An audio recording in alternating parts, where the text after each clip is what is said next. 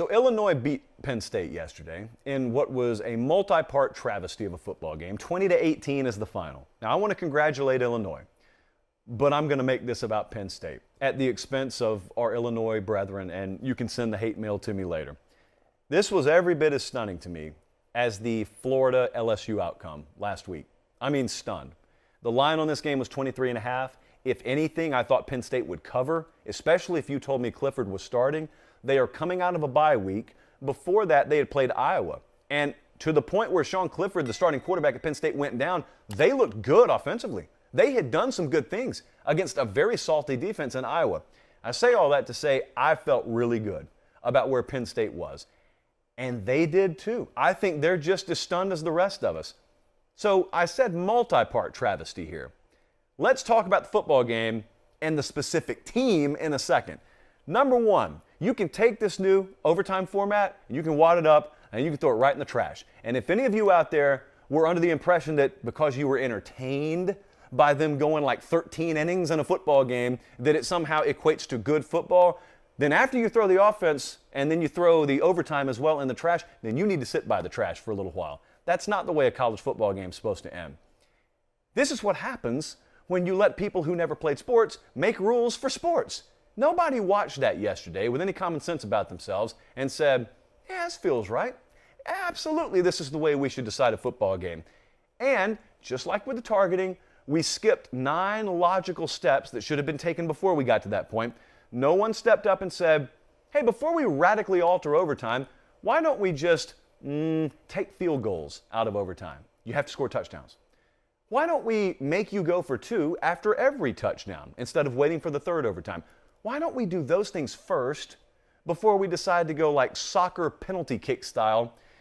Director Collins said, why don't we just have a punting contest? Why don't we just see who can coffin corner things the best? Why don't we just decide it that way? I think it's as good as idea as we saw yesterday. That's horrible. That's terrible. So judging by the hastiness with which we've addressed the horrible targeting rules in this sport, we should address this in the next decade or so. I think we're on track to do that. Travesty number 2 is obvious. This was an utter crowbar to the shins of the Penn State football team for this year, but in a lot of ways the program. And I just made the comparison to the LSU defeat of Florida last week. And the more I think about it, actually, as I'm sitting here, the more there is some irony that that game popped in my mind. And this is kind of the alarming part, if you will, for Penn State. I think we're starting to see some parallels between the Penn State program and the Florida program. Now, these are good programs. These are not bad programs. But the problem is they do not have the caliber of athlete, top to bottom on that roster, to just throw their helmet out on the field and bail themselves out in games like these. And they should. They should. You never say that out loud. No coach would ever even think that way, much less say it out loud. But if you're at, for instance, Ohio State, and you played Illinois yesterday, you could play your C- game. Your helmet would bail you out in the end. Oklahoma had this happen yesterday. Their helmet bailed them out against Kansas in the end. Penn State's helmet didn't bail them out because they don't have that caliber of athlete. They've got good athletes. I'm not saying they don't. You need to understand the context here. I'm not talking about them as some woe-begone program that finishes in the 70s in recruiting every year. But they don't finish top 5 either perennially. They don't finish top 6, 7 normally, and that is the difference. You've got to show up, even against the Illinois of the world. The Illinois of the world. You've got to show up, and you got to bring at least your B+, even at home as it turns out, or else you can get beat. I can't stress this enough. Illinois is a bad football team. Illinois didn't have 40 yards passing yesterday, and they still won this thing. When I tell you what I'm about to tell you, you tell me who should be on which side of this. If I were to tell you one team in this matchup won't even need to throw the ball to win, who should that be? That should be Penn State, 10 times out of 10. And yet it wasn't. It was Illinois. Penn State tried to run it 29 times yesterday. They put 62 yards on the board. They couldn't run it. And that's not a yesterday problem. That's been an all-season problem. It just cropped up again, so nothing changed in the bye week. Illinois ran it 67 times in a football game, not the whole season. Just yesterday, they ran it 67 times for 357 yards. I know that sounds bad. That's actually not terrible for the Penn State defense, given that they ran it nearly 70 times.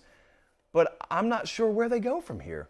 I had some of you ask me that today. Where does Penn State go from here? Normally, that's a lazy question. because that's the go-to. For anyone who's trying to write a post-game recap and they don't have any creative ideas, that's where they always go, well, where does so-and-so go from here? I think it's kind of valid in this particular instance because now Penn State's, 2-2 in conference. They still have to play at Ohio State this week. They're well over a 2-touchdown underdog in that one. For some of you, they can't put a number out high enough for you not to bet Ohio State. But also, little news flash, Penn State's still got to play Michigan. Penn State's still got to go to Michigan State.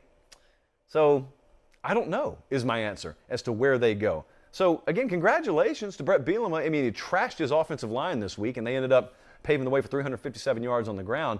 But this was very, very surprising to me. They got Sean Clifford back, and he obviously was not remotely close to himself. And even, with him playing at the level he played, which he lied to you in postgame, which he's supposed to do. He lied to you postgame and said it didn't affect him. Well, of course it did. So he competitively fibbed to you, and there's no other way to approach that. You don't say, I was hurt, guys. If I wasn't hurt, we would have won. No, that's a different set of problems if you got your quarterback talking like that. But if Sean Clifford's 100%, I think we all understand this game turns out differently. But the problem is that's really all it took. That's all it takes to bring Penn State down to a level where they cannot out-athlete Illinois. And that's a problem, and it's got to get addressed.